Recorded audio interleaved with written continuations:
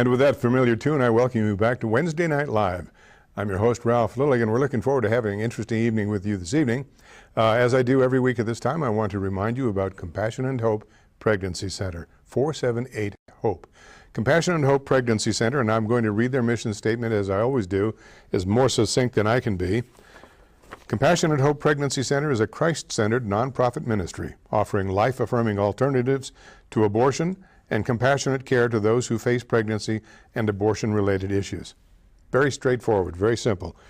But they're not huge like Planned Parenthood. Their mission at the Compassion and Hope is to save lives, to bring babies into the world, to help their mothers to bring a baby into the world. They don't get tax dollars. They don't get tons of money from everybody. They work on a shoestring. They have one paid staff. And so I would ask you that please contact them, 208-478-HOPE, Compassion and Hope. God will bless you. You will bless a mother and a child, and I think you'll be very pleased with what you do. Call them, see if you can offer them help financially or otherwise. They will welcome your call, and God bless you for doing that. As you know by now, the Marine Corps League is having a 16th annual golf scramble, and they got rained out this last Saturday. As you know, it's been raining now for a week, and it looks like we're going to be raining the rest of this week. So the 16th annual golf scramble has been rescheduled. So if you haven't already done so, please get a pencil and paper handy. For those of you who waited till the last minute, or you thought you weren't going to have an opportunity to get into this golf scramble, this is your opportunity. The Marine Corps League of Pocatello, Detachment 698, is having their 16th annual golf scramble. Now, the location has changed. They had to do that in order to get what they hope is a good weekend. So it will not be as it usually is at Highland Golf Course. It will be at Riverside Golf Course, a very nice golf course, as you well know. And it will be on 27 June. So write that down, 27 June. The scramble will begin at 2 p.m. Normally it starts at 9 a.m., but here again, scheduling is kind of get what's left, really. And we were very pleased that they could get June 27th, 2 p.m. I would suggest you be there for check-in at 1 p.m. So it's the 16th annual golf scramble, the Marine Corps League's. This is their fundraiser. This is what they use to get funds together to do the things that they do, the good work that they do with Marines and their families, and with other veterans as there's a need. Now here's the deal. 4-person scramble, so you may want to get together a team. And if you've been on a team before, you know that's a lot more fun. But you can still come in solo, and they will arrange a team for you. They'll fix you up. They'll make sure you get into a team, and you'll have lots of fun.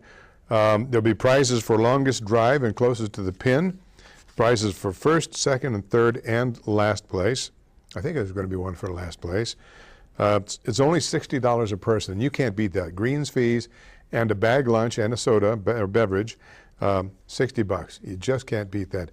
June 27th ought to be a nice day. Of course, it is Pocatello. It could snow. We don't know.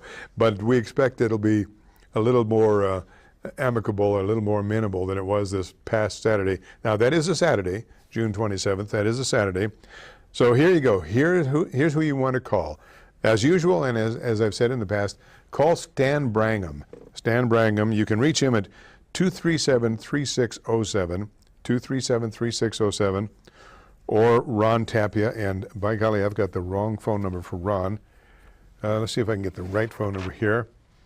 Ron Tapia can be reached at 785-3422. So that's Ron Tapia at 785-3422.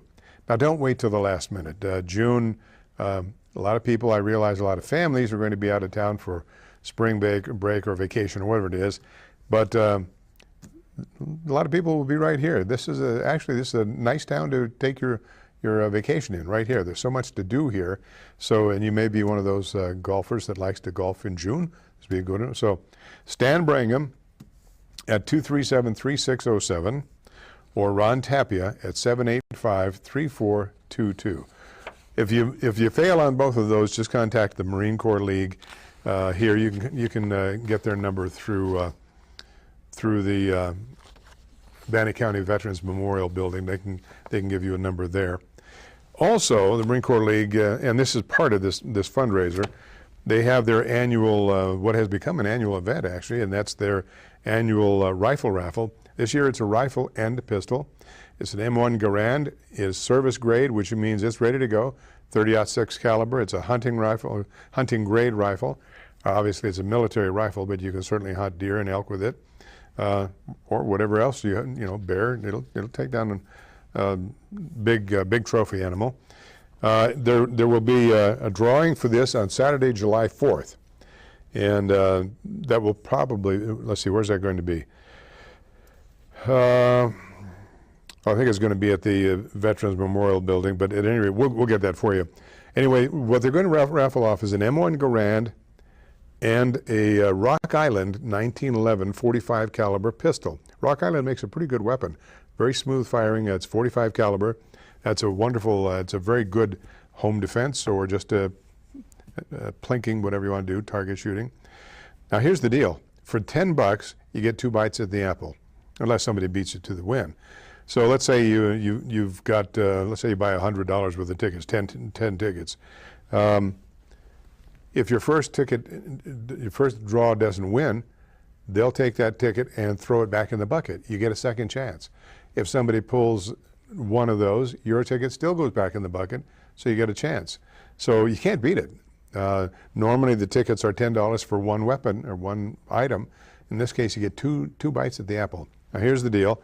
Both drawings will be held, the drawings for both the rifle and pistol, at Saturday, July 4th. You don't need to be there to be present to win. Put your name on the back of it. If the winner is not present, he or she will be contacted. Winners must be able to receive the weapons via FFL transfer. If initial winner is ineligible, another drawing will take place. Tickets will be available up to the time of drawing. Now here again, contact Stan Brangham. Stan is the paymaster / adjutant for the Marine Corps League. Stan Brangham, 237-3607, or Phil Clifton at 241-0594. Phil Clifton at 241-0594, or Bud Smalley at 221-7783. Bud Smalley at 221-7783. This is, you can bet I will buy 10 tickets, and it is a tax-deductible donation, so you may want to look in on that. All right, now there's one other thing I want to share with you. I haven't shared this with you before. I hope you've heard about Casting for Warriors and Their Families. Have you heard of this? Casting for Warriors and Their Families. This is a great opportunity for a veteran, a warrior, who kind of needs some time. Maybe this warrior is incapacitated through war injuries of some sort, maybe suffering with PTSD. Our brave men and women who have served us admirably whenever the imposter-in-chief has allowed this to happen. What have we been in war now, 12, 13 years, whatever it is. 4,000 veterans roughly have died. Now, surprisingly, most of those have been industrial-type accidents. They haven't been combat injuries. Industrial meaning traffic accidents, a number of things. Nonetheless, those are 4,000 men and women who have answered the call to serve our nation. And as you know, we see this all the time. Many of them are coming back with injuries, some visible, some not visible. This is an opportunity that I think you would like to help with. Let me just give you, I'm going to just read it right off the brochure. This is the Casting for Warriors and Their Families. Now this is going to take place this August 28th through the 30th at Camp Perkins in the Sawtooth Mountains. Camp Perkins, a beautiful setting up there. A weekend of relaxation in God's creation and reconnection with God's Word for those who serve and gave. The weekend is for combat and or wounded warriors and their families to spend time in the great outdoors, hosted by Grace Lutheran and Faith Lutheran churches in partnership with Camp Perkins. Daily devotions and campfire will be led by one of their leaders there, and music by Scott Elliott. Scott Elliott is an accomplished musician, and his little group really does a great job. So come and experience Christ's love, commune with other military families, and build memories at Camp Perkins in the beautiful Sawtooth Mountains of Idaho. Programmed activity is fly tying, and fly fishing with experienced fly fishermen. They will provide equipment, supplies, and licenses if needed. A tour of the fish hatchery is included. Leisure activities include canoeing, kayaking, arts and crafts, especially for the kids, volleyball, basketball, horseshoes, swimming, boating, or just reading a good book. Optional scheduled events include climbing wall and mountain biking. So here's, again, with your pencil paper, here's how to get hold of these folks. See if you'd like to help sponsor a warrior, or if you are a warrior who would like to attend this. For more information, contact, and this is as always when you're doing a computer, it's one word, but it's several words, it's kind of like German where they have all those words, Grace Military Ministry, one word, Grace Military Ministry @gmail.com. Go to Grace Military Ministry, gmail.com, and get the information if you want to attend or if you'd like to support. Certainly they could use your help in supporting these veterans. A very worthy cause, and I've had the opportunity to talk to a couple of veterans who have been there, and they loved it. And I think you may know a warrior that could use a weekend like this.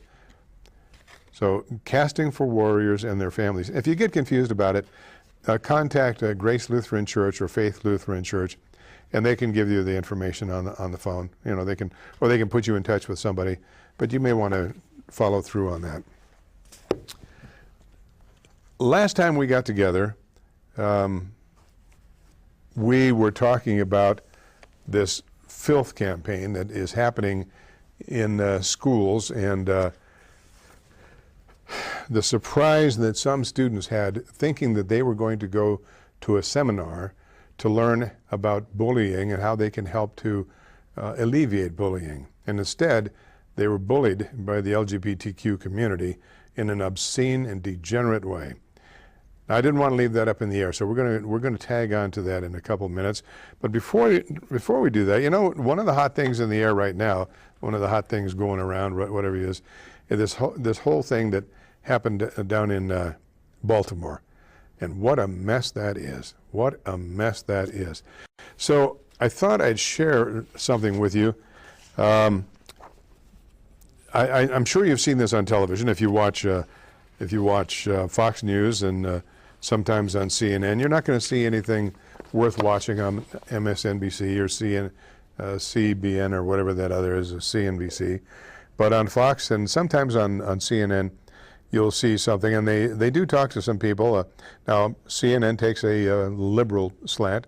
Fox takes a moderate slant. I won't call it conservative, but they do take a moderate slant on this. And, it doesn't take a rocket scientist to figure out what a mess that whole thing is in Baltimore. So let me just share with you. Now, this is from the Baltimore criminal justice blogger Paige Kreuter. Baltimore's Hasty Prosecutor, it's titled. And this is from Monday, May 4th. Baltimore State's Attorney Marilyn Mosby's quick and decisive action in charging 6 Baltimore police officers a mere 2 weeks after the death of Freddie Gray reflects inexperience, recklessness, political ambition, and all of the above, or all of the above.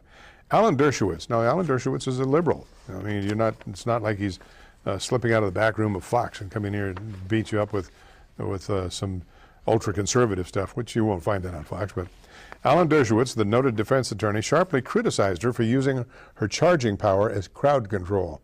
And if you watched her statement, that's what that was. John Banzoff, a George Washington University law professor, predicted the eventual dismissal of most of, if not all, the charges. The breadth of the charges Mosby's overreaching is all too obvious. Any prosecutor interested in the truth and in justice would have used all the tools at her disposal to find them. She has perhaps the most experienced homicide prosecutor in the state of Maryland as chief of her homicide unit, but did not ask him to investigate. She had access to the completed police report only 1 day before filing charges. And she failed to make use of the grand jury to gather, probe, and test the evidence before a group of average citizens, which is what a grand jury is. The Fraternal Order of Police called Mosby's charges an egregious rush to judgment. It smacks more of a calculated push to the spotlight, filing charges after a mere 2 weeks.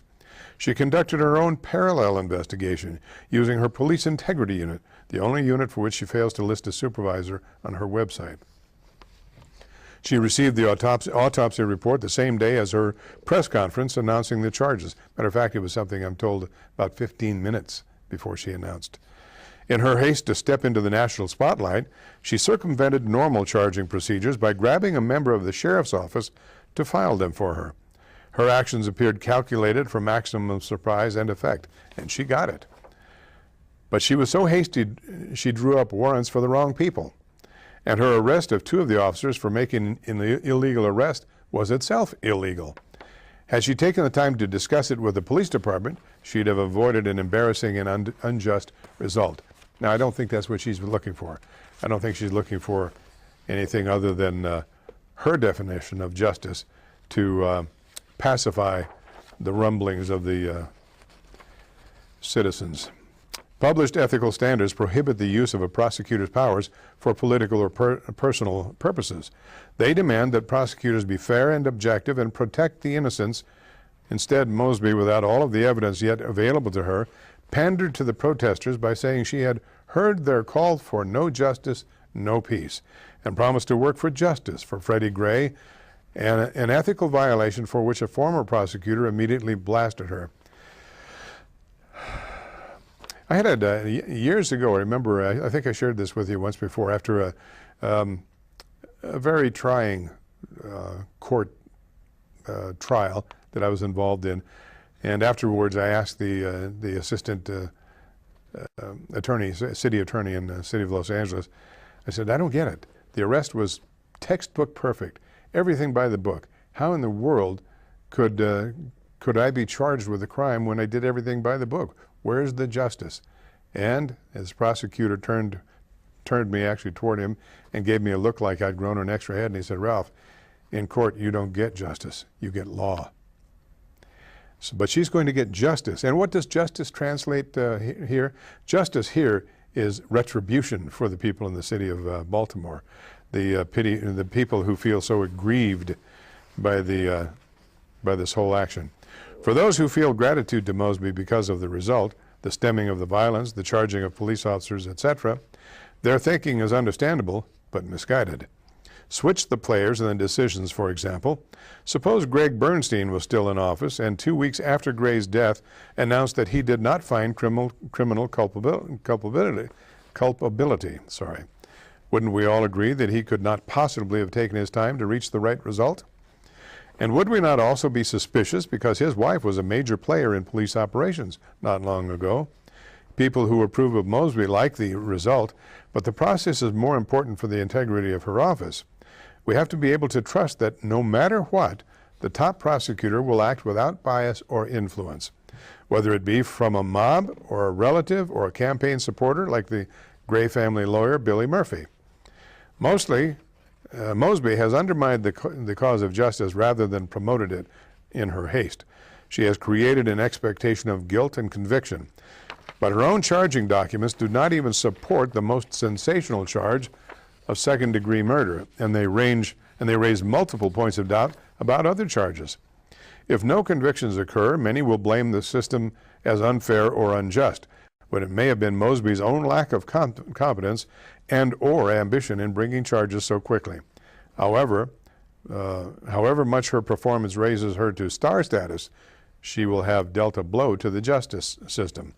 And she has created a new expectation in the city, that police officers who arrest without what she considers to be probable cause, and often subjective standard, are subject not just to civil action, the current norm, but criminal action.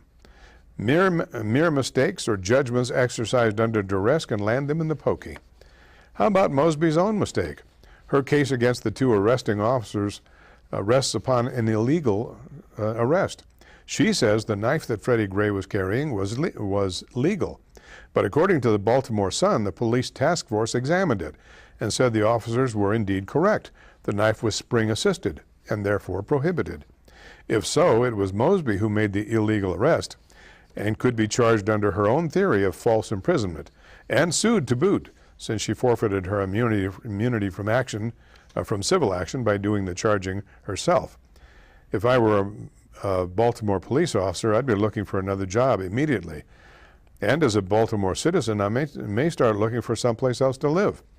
When the police cannot depend upon the state's attorney to be as thorough, competent, non-political and fair with them as she is supposed to be with all citizens, none of us will be safe. And that I thought that was a fairly succinct capture of that happened. If you saw that, I watched that, and I have to tell you, I was stunned by what it appeared to be her pandering. Now, if you've watched what's going on in Baltimore, it's not over. It's almost old news, but it's not over. Let's see if we can find this. Well, we'll get back to there's an article in Friday, May 15th, Wall Street Journal. Black police hiring stagnates. We're going to talk about that momentarily. But I think it's interesting that the city of Baltimore is predominantly black, at least, you know, in their elected offices. The mayor is black, the chief of police is black, the state attorney is black. 47, I think it's 47% of the police department is black. So where do they come off with this is whitey's the problem here? And if you watch the exercise of civil liberties being taken by those aggrieved people in the streets, we saw that 99.44% of them were black, burning down black-owned businesses. And of course, the revolting Al Shakedown had to get his words in there. And then the leader of our nation, the moral and ethical leader of our nation, got his 2 cents worth in there. This leader who was going to dispense with all racist everything has been the most racist and I can't even think of the right words at the moment. The worst we've ever had. He is terrible. Go back to the cop who made the mistaken arrest. That wasn't far from, that was in Connecticut, was it? The sergeant that arrested the black professor the sergeant got a call there was a burglar, and it turns out the black professor owned the house. A very well-known, prominent black professor who is on PBS all the time doing genealogy, has an interesting program, a very racist individual. And then His Honor, I'd hate to call him the President of the United States, but technically that's what he is. And so he arranges the meeting in the beer garden. You know, they had to touch beers together to solve the racial problems. And every single thing we've had, if I had a son, it'd look like Trayvon Martin. This president has been the most divisive element in this nation's history when it comes to black and white relations. And of course, Al Shakedown and Jester Jackson. Now, Jester Jackson hasn't been, it's interesting, I haven't seen him recently.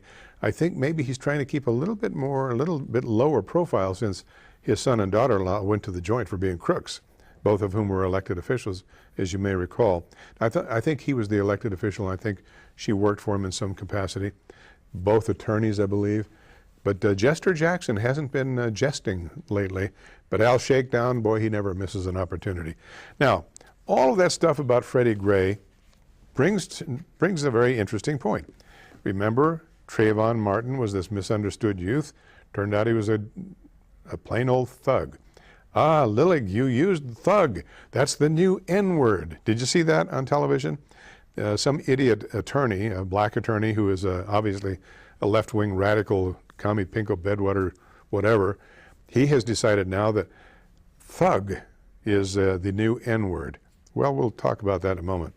But in the meanwhile, Trayvon Martin, it turned out, was just a thug. The guy down in Florida, who's that other guy? Forget who the other guy was. Another thug. The guy in New York, another thug. All of them with extensive arrest records. Certainly not altar boys. Well, let's talk about Freddie Gray, the pillar of the community who died during the arrest, and that still is undecided, but there's more information coming out all the time, looking more and more like, you know, he may have done this, brought this on himself. I don't know.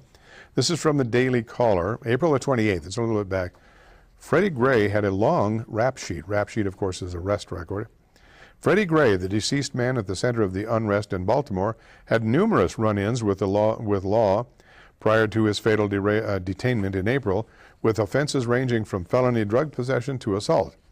The 25-year-old's criminal history starts in July 2007 with an arrest for possession of a controlled dangerous substance with intent to distribute and unlawful possession of a controlled dangerous substance. A month later, he was charged with 3 separate counts of drug possession, a count of violating probation, and making a false statement to a peace officer. And now Heavy.com posted, Heavy.com, you can look it up yourself, posted Gray's complete rap sheet on Monday. This was Monday after April 28th. And it includes several charges, primarily for offenses relating to drug distribution. March 20th, 2015, possession of a controlled dangerous substance. March 13th, 2015, malicious destruction of property, second-degree assault. January 20th, 2015, fourth-degree burglary, trespassing. January 14th, 2015, possession of a contraband of a controlled dangerous substance. Possession of a controlled dangerous substance with intent to distribute. December 31st, 2014, possession of narcotics with intent to distribute. December 14th, 2014, possession of a controlled dangerous substance. August 31st, 2014, illegal gambling, trespassing. January 25th, 2014, possession of marijuana. September 28th, 2013, distribution of narcotics, unlawful possession of a controlled dangerous substance, second-degree assault, second-degree escape. April 13th, 2012, possession of a controlled dangerous substance with intent to distribute, unlawful possession of a controlled dangerous substance, and it goes on. There are pages of this. Another pillar of the community unjustly set upon by the racist cops. And by the way, you may remember that of the 6 officers who are going to be indicted, 3 are black and 3 are white. Now, about that word thug, that this idiot attorney, I realize that sometimes that's redundant, or rhetorically redundant, but this idiot attorney, a black radical left-winger, has decided the word thug is the new N-word. And why? Well, because black people know that when white people speak, they speak in code. That's right, code. Now, some people may be unaware of where the word thug comes from. I knew where it came from. I looked it up just to make sure that I had got the correct information. This is from Wikipedia, but there are many sources where you can find out where the word thug comes from. Thuggy or tuggy, Hindi, Nepali, Urdu, Sanskrit, and it goes into, refers to the acts of thugs, an organized gang of professional assassins. The thugs traveled in groups across India for 600 years. Although the thugs trace their origin to 7 Muslim tribes, once again, the murderous Muslims, Hindus appear to have been associated with them at an early period. They were first mentioned in Zia-ud-Din Barani's History of Firuz Shah, dated around 1356. In the 1830s, they were targeted for eradication by William Bentinck, Governor General of India, and his chief captain William Henry Sleeman. The Thuggees were seemingly destroyed by this effort. The thugs would join travelers and gain their confidence. This would allow them to then surprise and strangle their victims by pulling a handkerchief or a noose tight around their necks. They would then rob their victims of valuables and bury their bodies. This led them to also be called fansigar. In English, that would be using a noose, a term more commonly used in southern India. The term thuggy is derived from the Hindi word or thag, which means deceiver. Related words are the verb thunga, to deceive, from Sanskrit sthaga, cunning, sly, fraudulent. From shtagati, he conceals. This term for a particular kind of murder and robbery of travelers is popular in South Asia and particularly in India. Nowhere do I see anything where it relates to the N-word. Thug is a very useful word for what we have been seeing.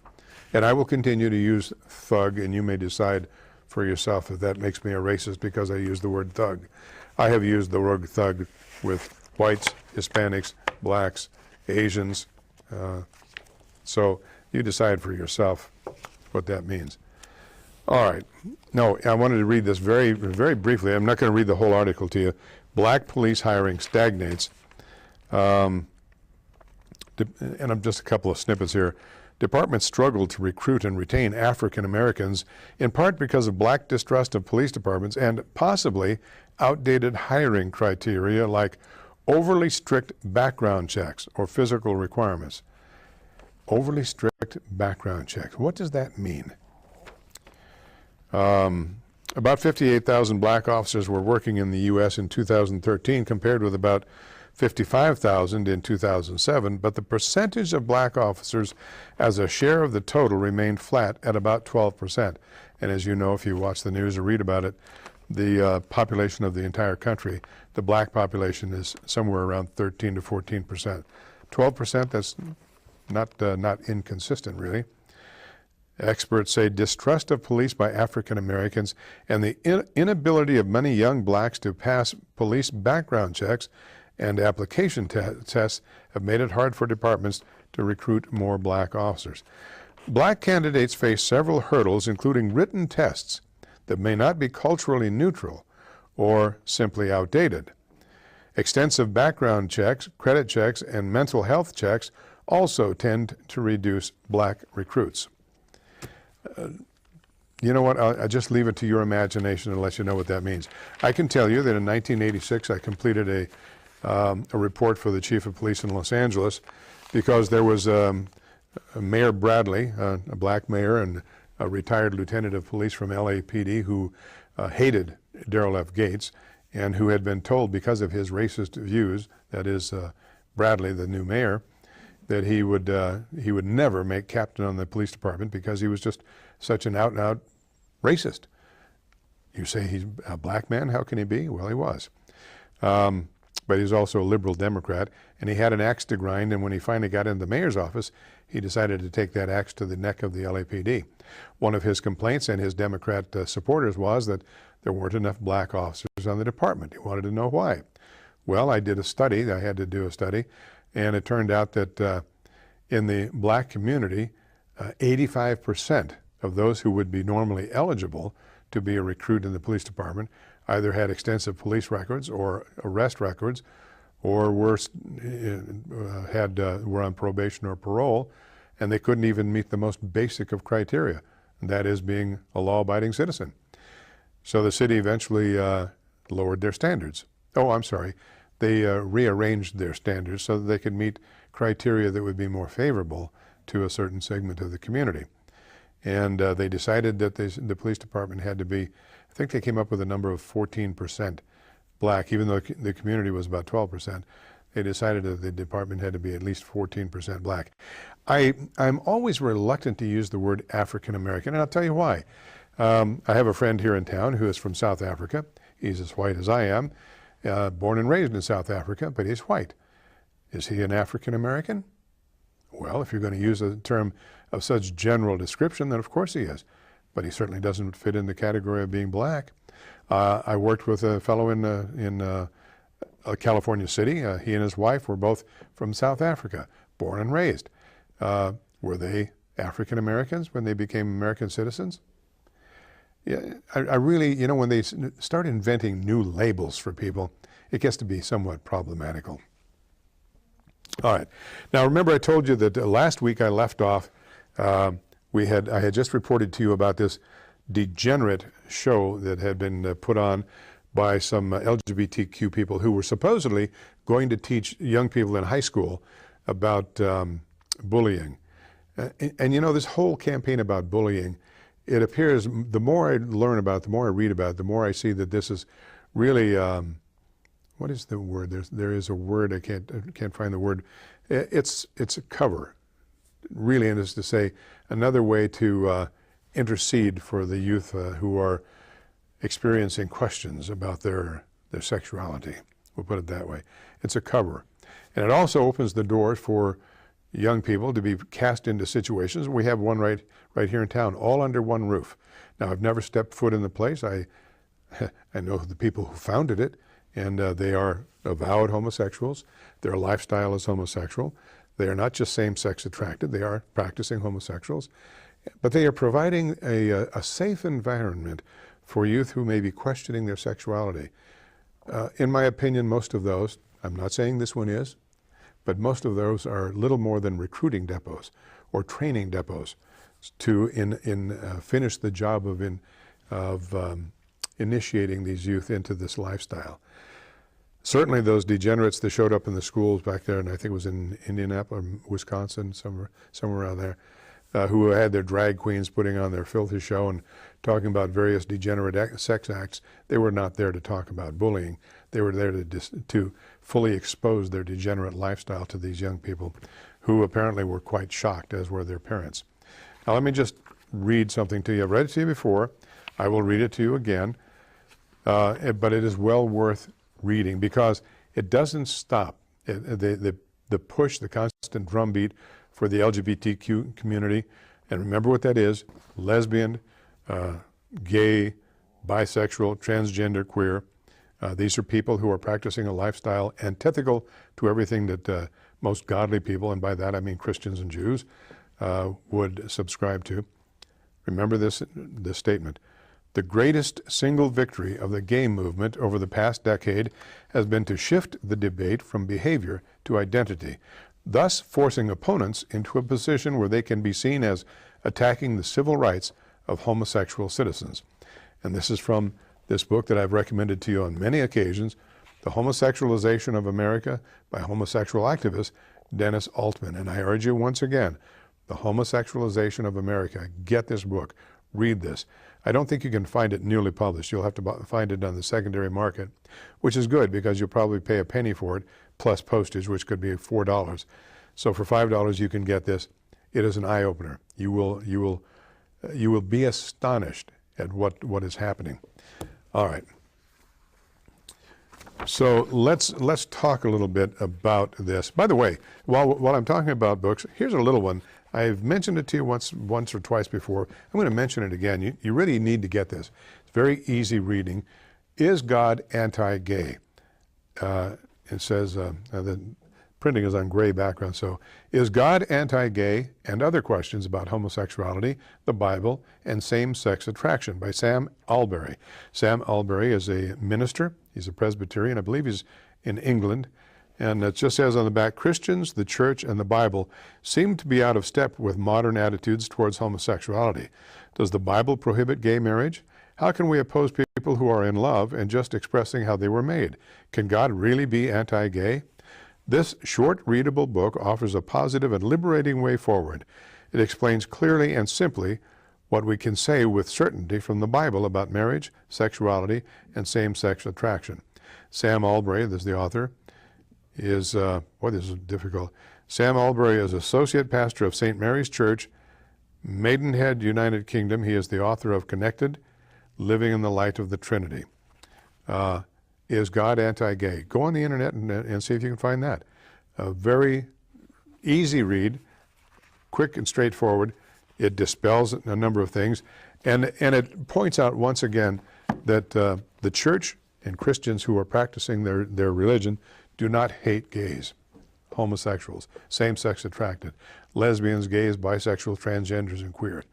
In fact, the only hate I've ever seen comes from the LGBTQ community toward people like me who have the effrontery to speak out on this subject in a way that is not necessarily condoned by the LGBTQ. All right, so here's a letter, and this is a little outdated, so bear with me, but it does make a point. This was actually in the Idaho State Journal, Your Letters section, back in February, and I've been carrying this with me every week that I come in here, meaning to read this to you because it was so well put together. On voting against adding the words. When I planned my wedding, I interviewed numerous halls, caterers, musicians, florists, and photographers before making my choices. I chose them based on several criteria, including budget, personality, and shared vision. Nowadays, because the words have been added to equal rights laws in many states, Christian business owners are being harassed and in some cases put out of business by members of the LGBT community who have targeted them in order to prove discrimination. Another case surfaced in Iowa just last week. This is back in February. In none of the cases of discrimination was there evidence that those discriminated against were unable to find businesses willing to serve them. They chose to target a Christian business because they disagree with their business model and their religious beliefs. I chose not to hire a photographer for my wedding because he smelled like alcohol when I interviewed him. I didn't hire a caterer because of the price. And I didn't hire a band who told me that their policy is not to play softly because they knew people really prefer loud music. LGBT folks have the same right not to hire a hall that doesn't agree with gay marriage. Nowhere have I seen any statistics that there are no venues willing to serve them. If in some places this is an issue, then in these difficult economic times, there's a lot of business opportunity to those who support the LGBT community to open businesses to meet their needs. No one is stopping them. This war on Christianity is not directly my war. I am an Orthodox Jew. However, this war is a shocking misuse of law, and it threatens all of us. It, not a desire to demean or hurt people who have chosen an alternative lifestyle, is behind the no on the words vote that we in Idaho thankfully just saw. The LGBT lobby began a war. The rest of us are fighting back. And that was by Hannah Geshlin of Pocatello. Hannah is a friend. I think the world of her, cared deeply for her. And she is, just as she says, she is an Orthodox Jew. Always very well written. All right, April 14th, a little closer here, Larson column, also in the ISJ. Thanks to Richard Larson for his column, which cites the many studies that show children raised in families with married parents fare better than children without two married parents, not only sociologically, but financially. One study concluded that children from families with married parents have better odds of succeeding in school, excelling at work, and building a stable relationship of their own. Fortunately, Idaho now has marriage equality, so children can grow up with two married parents, whether a father and a mother, two fathers, or two mothers.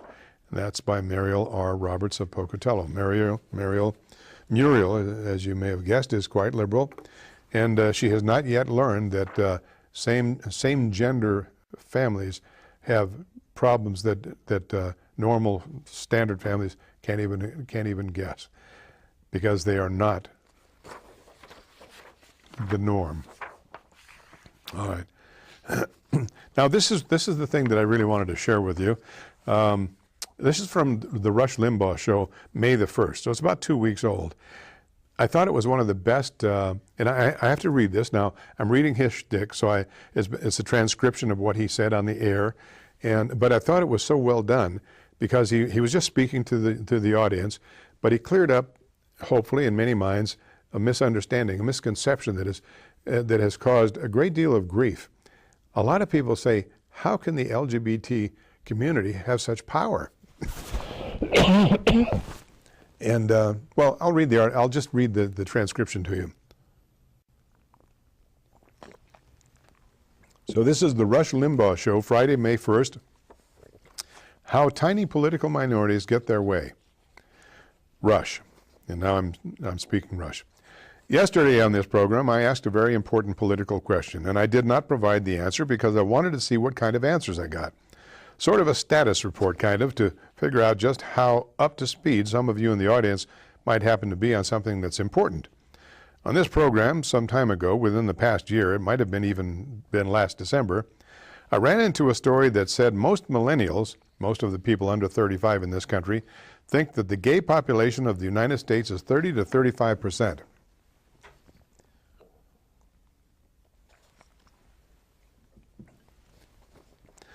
I remember being stunned by that because it's never been 35% and never going to be. But yet the millennials thought so. And when a thought like that exists, I mean, you can understand then a lot of sympathy for so-called discrimination against said people. My gosh, 30%, that's a minority, but that's a lot of people. We're telling them they can't get married. Gee, that's not fair, come on. For the millennial generation, gay rights and gay marriage is a big deal. It's all part of equality and fairness, and they think the country's messed up, that people are mistreated, so they're all for gay rights. They fall for this stuff based on the incorrect percentage. I thought the percentage was a number that I was wrong about too. I thought the gay population was 5 or 6%, and I had to consult my own transcript to find out that the actual gay population of America, of 243 million adults, the actual percentage of homosexuals is about 2.3%. 2.3 of 243 million is about 2 million people. Sorry, excuse me. But then we had to make that number even smaller because not all of them want to get married, and not all of those who do are political activists.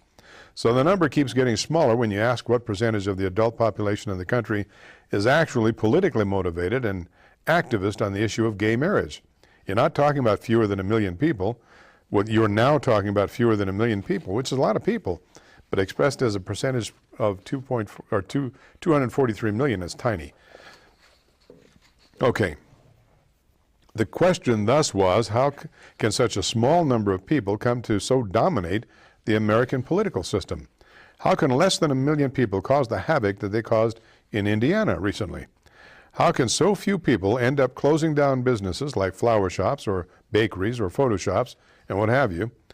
It's an interesting question because we are a majority-ruled country, but yet this is a significant achievement. I mean, let's just use the population at large. Let's pretend they're all political activists just to make the point even more profound. Let's say 2 million people, and not all of them vote either. They're like any other subset of people. They're not monolithic. They don't all think the same way. They don't vote the same way. They don't all vote. But let's assume they do, just for the purpose of this question. How is it that 243 million people have allowed 2 million people to push them around on something as age-old as the definition of marriage? How does that happen?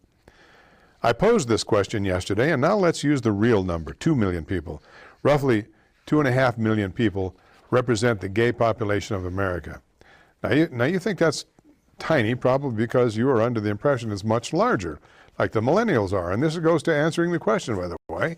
But I'll ask it again. How can 1 million people, how can 2 million people who are not monolithic, so it's not even that full number, succeed in getting to the highest court in the land the proposition that thousands of years of old definition and structure of marriage is wrong? How does that happen? Now, the short answer to this is that it could not happen unless these people were sponsored and represented by a political party. If they didn't have the Democrat Party championing their causes and running interference for them and the like, then they wouldn't have anywhere near this kind of power first. That may seem obvious to you, but secondly, they wouldn't have the ability to affect all of this fear and intimidation, which they have succeeded in doing. Now, why do you think the people in the audience think the population of the country that is gay is much larger than 2.5? Those of you who might have believed it was 30 or 33%, why do you believe that? It is not hard to explain because if you go to a smaller area of the country and take the percentage of the population which might be gay there, then you're going to have an entirely different picture. You go to Hollywood, where television shows and movies are written, produced, directed, paid for, starred in, you will find the homosexual population is much, much larger than 2%. It is much larger, and therefore control of the media, or having a fair amount of control of the media, is paramount to achieve what they have achieved. You can't turn on a television show now in prime time, you really can't, without seeing some form of homosexual love, relationships, and sex. You can't miss it. It's everywhere now, and it's been creeping up with more and more prominence over the years. It's so prominent that now that it's being made to appear in many ways as normal as anything else, which will then lend credence to the idea that the gay population is 30%. And if people end up thinking that, combined with both the subliminal and conscious realizations that you have by media exposure, then you can come to believe that there's a much larger number than there really is, with much more power than they actually have. Then there are added societal pressures that are added onto all of this that genuinely result in people caving and acquiescing and not standing up for what they believe in, because the Democrat Party is also the media. And without the Democrat Party and the media, and by the way, the gay population in the media would be much higher than 2%, the activists in the community have long known where to seek careers and jobs in order to effect this kind of change. So the illusion has been created that is much greater than 2% or 2.3%. Then you slap on the guilt and the threats and the fear, and you have people basically acquiescing to it, and this is how it's happened. But it's amazing to me nevertheless. It's quite an achievement, folks. I mean, you have to admit that less than 2 million people, and I know some of you are disputing that. Rush, it's got to be more. I'm just going on numbers of the Gallup poll, folks. The source for all of these numbers is the latest Gallup survey. There have been many besides Gallup. I do know that the 2.3%, the 2% number, is accurate in terms of the percentage of the entire country population that is gay. The gay population on TV shows is over 40%. However, according to GLAAD, the Gay Lesbian Alliance Against Defamation, The gay population on television shows is over 40%, meaning over 40% of the characters on TV in prime time throughout the day are gay.